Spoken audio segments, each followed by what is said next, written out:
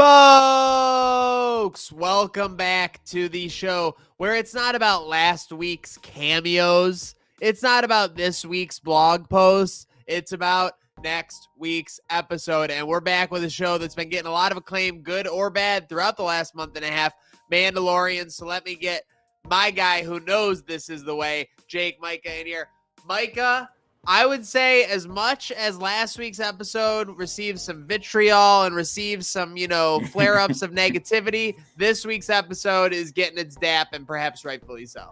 It's like when they were filming and they were writing this season, they knew that there would be a little bit of like, what the fuck's going on after episode 6, and then bam, hit you with all the good stuff right away in episode where you're like, okay, I get where we're at now. I understand now. Like I feel like me and you at least have been on this, like we've been pretty much on this since the beginning of the season. Like we knew they were laying some stuff out. We didn't know what exactly for. And then this episode delivered. I mean, nonetheless, just delivered everything we wanted. I think we were on, it's like you said, we were on the same page. We were reacting positively. We were enjoying our Star Wars experiences that Favreau, Filoni, Mando were taking us on. But yeah, it was a little tough to see at times, when you have a 30-minute segment on Coruscant about Pershing, and then when you have, Bo-Katan dominating about 4 of the last 5 episodes. Yeah, it's a little, sometimes you lose your way, but this is the way. And what an episode. I guess before we get into the spoilers, it felt like, I don't even know how long the episode was, but it felt like 40 to 50 minutes of just nonstop right out of the gate.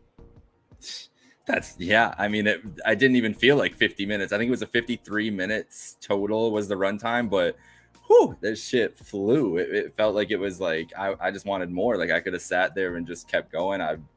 The first time I really felt like that, like I said, I've liked the episodes, liked the season so far, but this was the first time where you're like, oh my gosh, like this was the first eye-popping episode. And as we get into it, we'll I'm sure discuss the many different plot points that we're hoping that they explore going forward, but they still got one more. And we've seen what they do in these like big tie everything together episodes in the past, and the surprises and the big swings they've been willing to take. 2 examples, obviously the debut, the first episode was one of the biggest swings I think they took any TV show has really taken, with the debut of Grogu and everything else. And then Luke debuting at the end of last season, obviously the biggest swing of all that any Star Wars property has taken so far. So I'm expecting, like, we know they just announced all these big plans for a movie. We know this is leading into Ahsoka even more now than it was before. There's going to take a big swing, and this set up for a lot of potential swings here, I think. I said swings so many times. No, I agree. I think that there's something big on the horizon, and we'll get to it for as far as I'm concerned and momentarily here. But we start out the episode.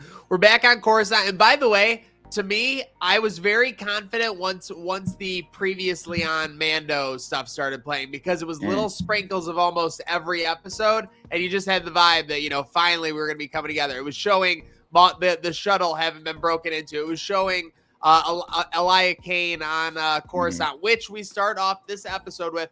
By the way, go into that back alley, you get the probe droid, awesome. We see Moff Gideon for the first time this season, and he obviously gets the information about the Mandos, and he passes it on, and that begins the episode, and we see perhaps one of the coolest scenes in all of Star Wars that I can recall, whether it was the Shadow Council, the way he entered through the multiple laser grids reminded me of episode 1. With the Qui-Gon, Obi-Wan, Darth Maul battle. But let's get into it. We got the Shadow Council. Again, for all of our noobs at home, where, everyone is different. Not everyone is a Master Jedi. Some of us are just Padawans. This is taking place in the wake of episode 6. So they're trying to get the Empire obviously back going. There's remnants here and there. The Shadow Council, kind of like a work Zoom meeting, Micah. But these guys are obviously trying to get stuff done. Man, this was the last thing I was expecting to see, like them kind of delving into who's running whatever this Imperial Order Empire remnants is. We knew that there was some kind of organization behind it, but for them to just give us like, hey, here's the players, like here's everybody that's been all the shit that's been going on in the galaxy that everybody's worried about with the Imperials. These, how many was it? 8 people? I think it was 8 people on there, and then with our boy there in the middle. It's a so really, I read I started reading some comments real quick just because I want to comment on the 8 people. If you rewatch the episode, apparently, I haven't even done this since I read the comment. The 4 people on Gideon's left on the screen are like the true Empire loyalists. They're the ones who are trying to like keep everything going. Okay. And then the ones on the right are actually with Hux's dad, who got thrown in there. Those are the ones who are trying to start the First Order. Gotcha. So it made sense there. The big name drop that I figured was big because he did get a lot of speaking parts. He was going back and forth with Gideon for a bit. Was General Paleon. This guy apparently is from the 90s novels, the expanded universe, which, I think this show does an awesome job of delving into it. It goes to it heavy when it needs to, and then it kind of retracts and make its own. But Paleon in the novels is Thrawn's right-hand man. So this is a direct, comparison. He's basically his proxy, as they say. And that leads to a big point. We obviously have Grand Admiral Thrawn discussed. I mean, you can tell that Moff Gideon is not his favorite person or is not his biggest fan, as you can see. But with that said, and we're going to we'll talk about this at the end of the episode, how much Thrawn we expect to get with Ahsoka and everything. But what do you think ultimately in this series, in the Mandoverse, is Thrawn like the Thanos to Gideon's Loki almost? I feel like that's perfect. I couldn't put it in a better way. Or Loki, I can't put it any better than that. Multiple times, he's escaped, etc. The only thing I can't think is he's not. I don't think Moff Gideon's coming back around and helping them out, but maybe he is. Maybe he will be a key that would be the ultimate end of the Mandoverse. Yeah, think about it, right? Because they're already setting the stage. They don't like each other. Moff Gideon. What if he's like, I fucking hate Din Djarin, but I really hate that Grand Admiral Thrawn. So, it could be. I mean, that is that perfect apt comparison. But yeah. Gideon wants this shit for himself. He's not looking to share the ball here. He's not looking to pass this away. He wants this. He's got thoughts for himself. No chance. The power is up for grabs, and he knows that whoever's putting up points. This is like the playing game right now. They're playing status. The Empire is a 7 to 8 seed right now. Anything they can get, whoever's hot, they're going to. If it's Shea Gilgeous-Alexander, if it's Moff Gideon, that's where we're going. So we go back to Navarro. By the way, we get all these things. So. Probably one of the funniest things, real quick, I read a great internet comment, is that Grief Karga here was kind of like a happy uncle that gives a toy to a kid and then just kind of goes away to ignore all the repercussions. Yep. IG-12, I mean, this is great. It's poetry in motion. At the beginning of the season, Mando was trying to bring him back, couldn't get it done. Grief Karga gets it done for him in the form of I brought up the Grogu Buster. I saw someone else call it the Mecha Grogu. I mean, this was just tremendous. It was like Daniel Bryan out there. I could not. It didn't even occur to me as the what are they called? The little guys was driving it in as he's walking in the room. It took me so long to figure out that was gonna be Grogu jumping in there. And then when I saw him looking at it, it's just pure joy. How perfect to kind of give not give Grogu a voice, but also give him a voice. You know what I mean? Giving us the little incremental steps, and now another way for really Grogu to express his personality, because now he's in a murderous robot's body all the time, and right away, in this episode, he does, he is able to show his personality in a really meaningful way. So this is an awesome development. And I mean, an IG-11 bot, we saw what he was able to do. And you add Force Power Grogu, who we have not seen yet. He's held that, He's held that thing. Yeah, he's not ready yet. He's kept that thing on him. He's kept that Avengers Assemble on him. I was expecting, we'll talk about it as we keep getting to different points. A little bit later in this episode, I was expecting him to use it at a certain point in this episode when something was happening, but he still hasn't pulled the trigger. It's been a no on the Force use so far. He's embracing that Mando Grogu. If he does drop a no and a yes in the next episode, or at any point, I don't think he's going anywhere. Our IG buddy, he just came back, so we need it. Streets. I hope the IG. I hope Stasa, our girl Mercedes, was on set. Listen, we got this yes no guy. It went over really well. So we obviously have the outposts on Mavaro. They're having the meetings. They end up having the speech. Bo-Katan's gonna go and try and retake Mandalore. Very funny. Of course, it's every Mando who we know is the ones that volunteer. All the named ones are the ones that volunteer. Someone's. But so they all go back, and we are back to Mandalore. So I was originally sent from the moment we got back to Mandalore for a number of different reasons. I was nervous. The first thing when we're coming back through the storm, I absolutely expected like the habit, like not to be able to take them or something like I was paranoid about for the last like month or so. Clearly, I ended up being wrong. But what was your vibe when they all pulled back, landed, when they were kind of making camp and making their way, etc.? I was just waiting, for something to turn up on them because there was no way they were just flying into Mandalore, walking in and just be like, oh yeah, this is ours now.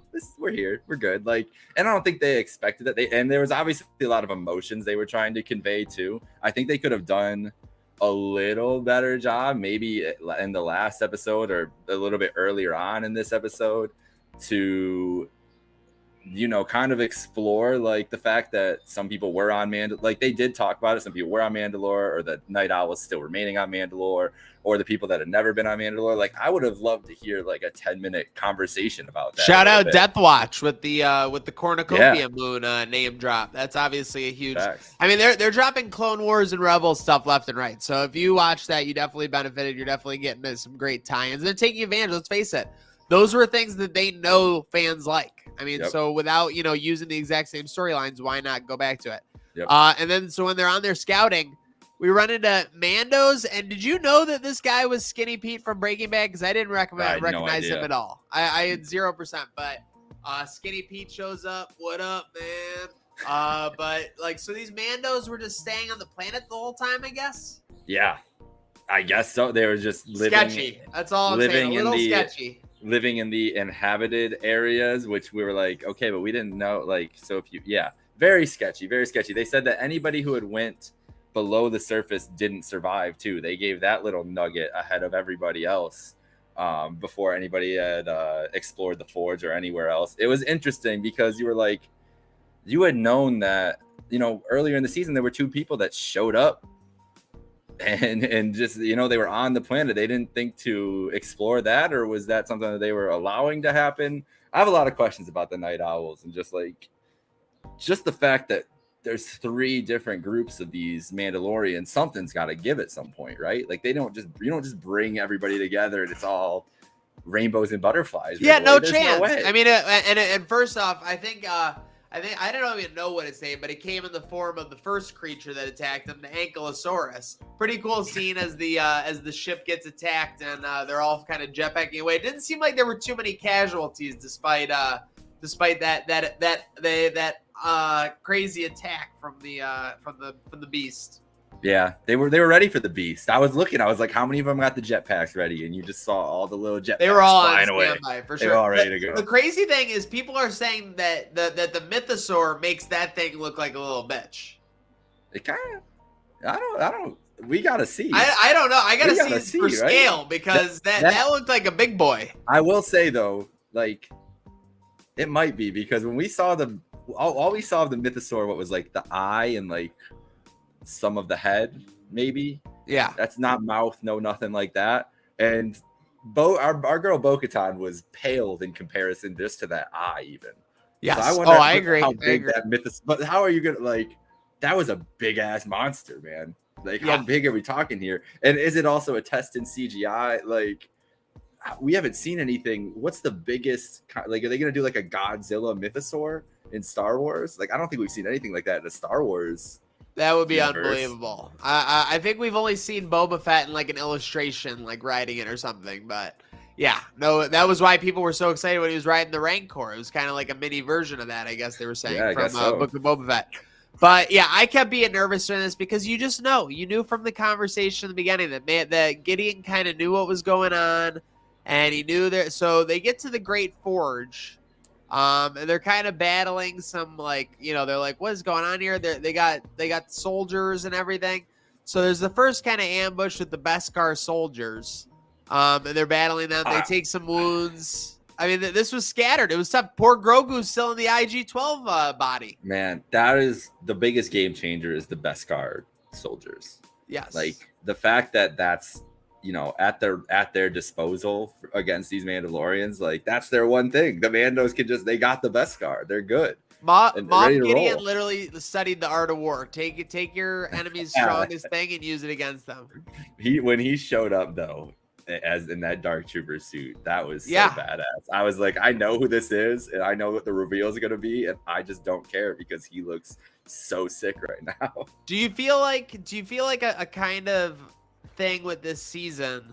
You know, who cares about the Jack Black? You know, all this stuff. Like, was it kind of just that we were missing that focus of like a main villain in this? It was just kind of like, yeah, but we always knew who it. Like, was there ever a doubt who the villain was? No, we were talking about it. Like, because they weren't telling us. I think that was like that was the better, almost not better part about it. Like, obviously, you'd rather have a focused villain and everything else, but it's like the boogeyman you always knew was around the corner.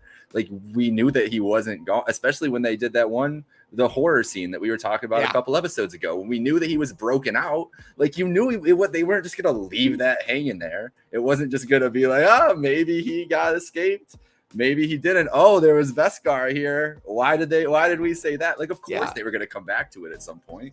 So when did you realize that they had headquartered on Mandalore? Like, because apparently it's not. Yeah, I had only realized it at the very end, but apparently people are like, well, oh yeah, like they're talking about it earlier about the reports.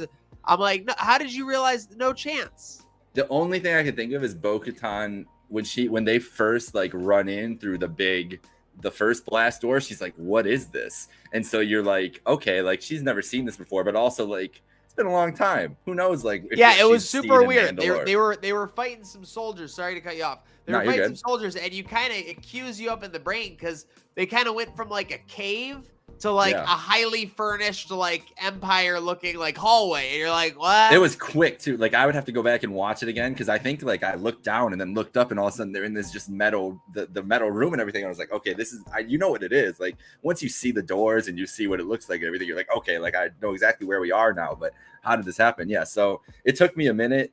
I think I was shocked just as long as the Mandalorians were like, what's going on here? And then you realize when they just kept coming from everywhere, like all the troopers and everything, you're like, okay, this is not just like a ship that came here. This is everybody is here already. So amidst all this, when they were first attacked, we had the armorer goes and actually takes the wounded and is taking them back to the fleet, which is stationed there.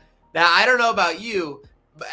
Obviously, we learned in the coming minutes, but I was expecting half as much when we're talking about nervousness here. I was talking when they were leaving the atmosphere and going to see the fleet. Like, I thought we were about to see like a wrecked fleet for sure. We still could. We still could, and we'll get to that because obviously we have the chaotic ending. Gideon is setting his soldiers. He's got the Mandos trapped, and all of a sudden, Bo-Katan goes Qui-Gon Jinn. Not Devon Levi, not the only one going Qui-Gon Jinn this week, Micah.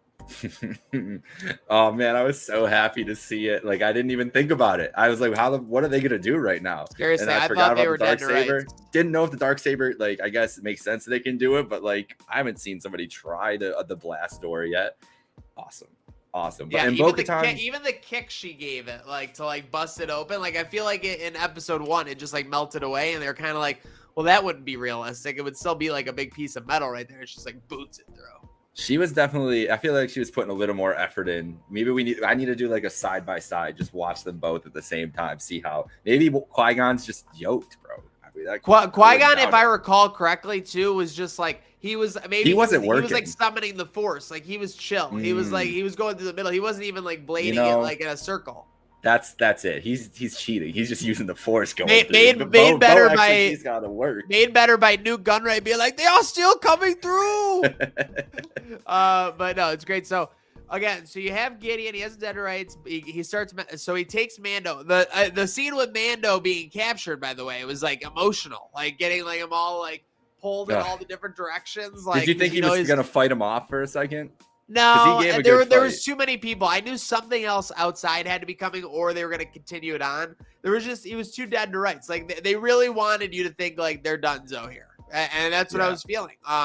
So they take Mando away to the briefing room, which is kind of like a silly. terrifying. It sounds ridiculous. It sounds ridiculous, but they're just gonna be torturing him or whatever. I don't know. They're gonna take his mask off and force him like. You know what I need though? You know what I thought when they said briefing room, and what scene I hope that they just rip off completely is I need Moff Gideon and Din in there like Batman and Joker in Dark Knight, just like some dark ass dingy room in this Empire base, just like what's up, like what's good, and see what happens. Yes. Oh my God. Yes. Head to head will always be good with those two.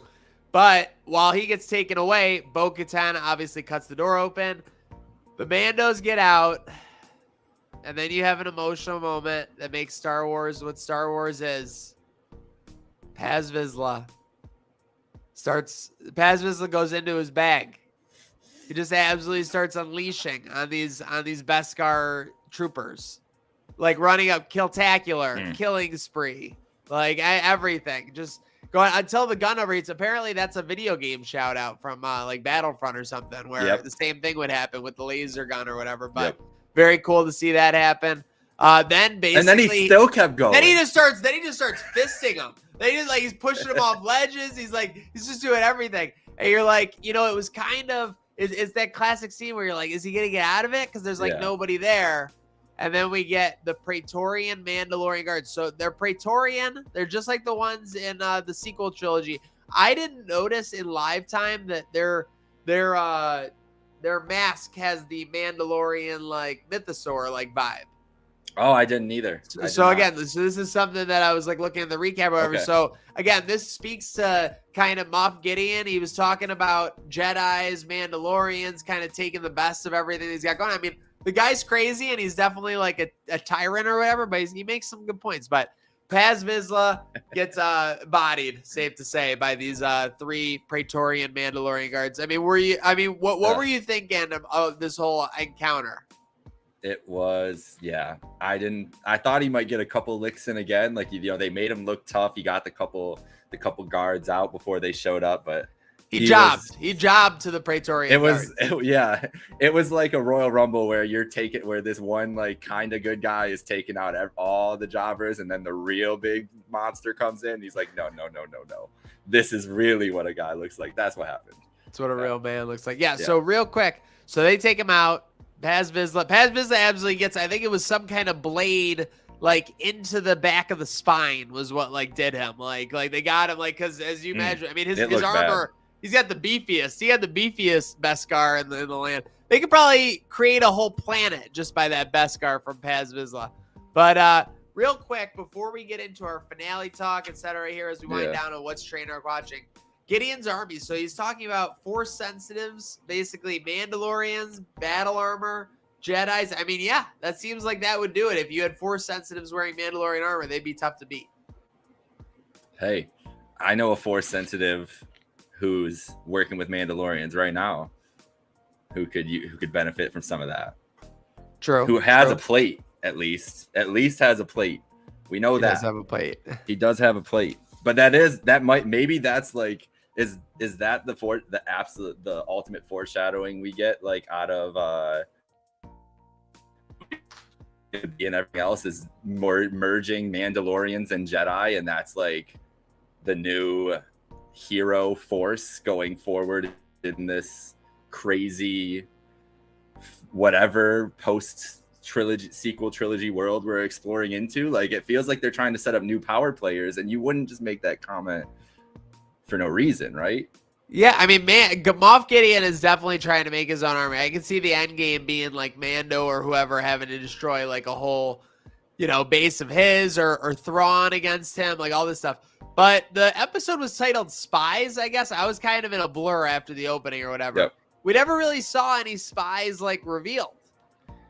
So what do you got? Is this playing to your theory of the supposed Mandalorians who have been inhabiting Mandalore this whole time? Well, first off, they're sketchy. I mean, I'm just gonna say, because there's no denying their sketchiness, and I say this because the Empire set up base on Mandalore. Like, you just didn't notice. You didn't notice when the Empire moved in. And they also said, and they remember earlier in the episode, they're like, we need to get to the Force. They're like, don't worry, guys, we got you. Yeah, they're like, no problem. Bring you right there. Yeah. Now the other thing. Now this was sketching people out. Moff Gideon's helmet had some horn action. It did. Did you see that? Yeah, so it kind of looked like the Batman logo. It kind of had like the two horns on the edge. The other person who we've seen with that type of armor, only two other people from Mandalorian, is that Darth Maul in the Clone Wars trilogy. So is Moff Gideon working under Darth Maul still, who could technically still be a player? Or is the armor in cahoots with Moff Gideon? Could that be the biggest twist of all? The armorer was taking them back to the fleet. Like, isn't it a little sketchy that the armorer they're in the forge and the armorer is the one who's like, I'm gonna head out, guys. Like, the armorer also is the one who was like, oh yeah, you saw that mythosaur bow? Like, we should go back. You're the one. You're the one for sure. Yeah, the armor. You're the one. The armor really did flip like very quickly, and we were wondering like, she took like she took in information for one episode and then was like, you know what? You're right. You should do this. Or was she, as you're saying, going back to Moff and he's like, this is what you need to get them to do? I'm saying she flipped in like an episode and we were like, oh, that was quick. Like, is Bo-Katan legit? Now that might make a little more sense. So we'll see that. So real quick. Another question I have for you. Go. If we're talking about spies,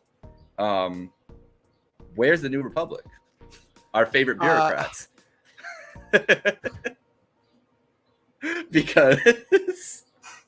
Because they, Carson Teva literally called all of this. You could have sent like 2 battleships and it would have been over. You could have literally stomped out a little ember. And instead it's going to catch fire across the galaxy. And then eventually the Starkiller base is going to take out like 10 planets at once. They know that Moff Gideon's transport has been gone. They know it's gone. They know it didn't get there. They know that everybody's dead on that place. They know it's gone. They know that Beskar was involved. They know the only place to get Beskar in the world is Mandalore. And they know that the Mandalorians are thinking about going to Mandalore. And they've just like, we don't need to check that out. They're like, you know what? We need to keep leaving empty Star Destroyers everywhere.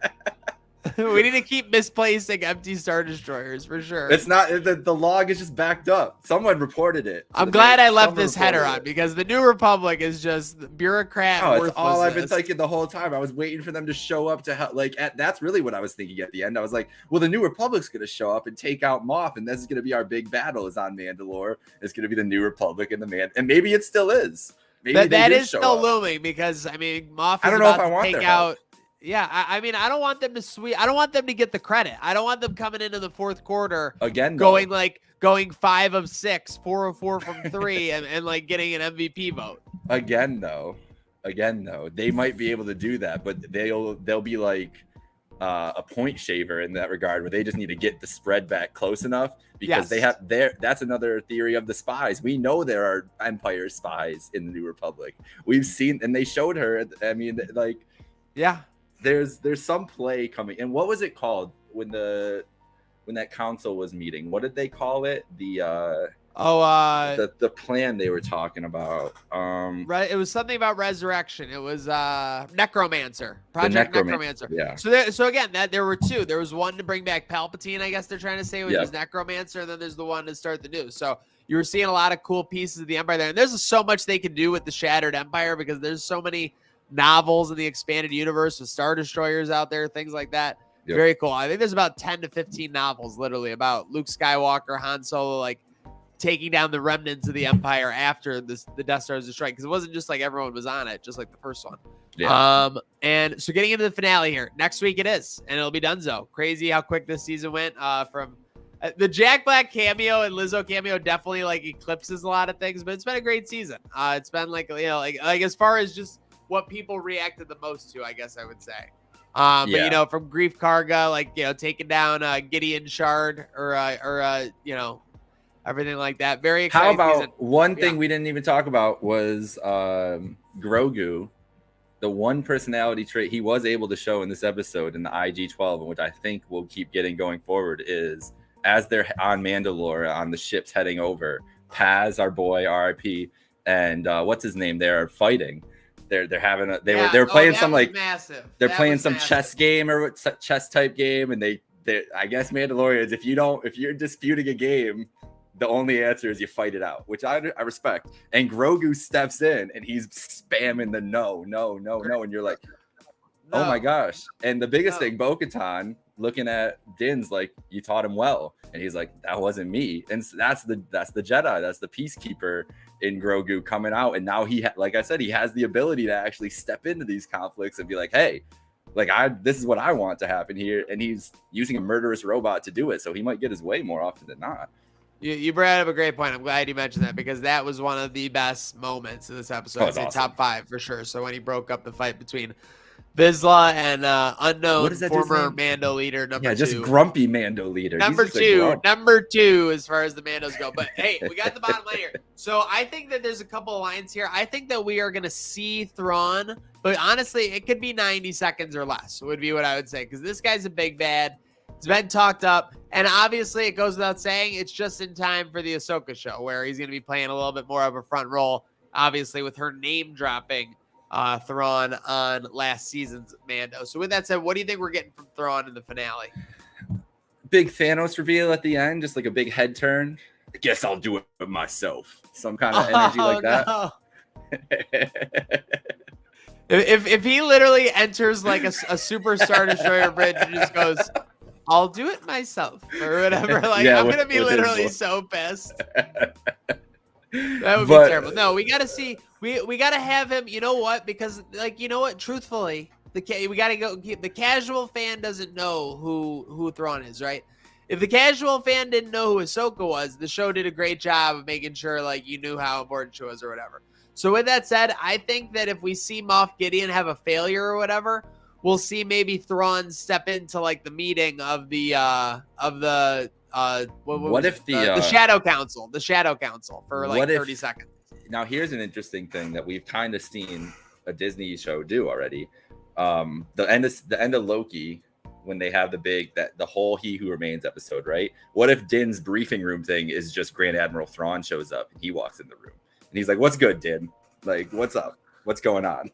And Din's like, "Who the fuck are you?" And that's the big meeting in the episode, is Thrawn and Din like having this thing, and that Moff Gideon, that's why he's like so unhappy that they're like taking Din away at this moment, because he's like, I want to deal with this motherfucker, not you. And there was some vibes. I'm telling you, there's something going on here. It's the spy factor too. And what if Thrawn is like, listen, to be honest, I don't really like this Moff Gideon guy either, so I'll get you out of here if you do X, Y, and Z. I'll make sure your guy's safe, all this other stuff. We know Thrawn's a smart guy. We know he's like a captivating fella in ways. I could see it. I could see that being like a big twist at the end, is that is Din's meeting is not doesn't go exactly how he's thinking. That's my prediction, I think. Okay. Stealing a little bit from Loki. As far as predictions, you got over under one force use from Grogu in the finale. He has to, right? Yeah. Chekhov's force use. I mean, it's perfect. Wait, so who do you think the actor would be of Grand Admiral Thrawn if he does show up on screen? People were saying it's gonna be that Mikkelsen guy.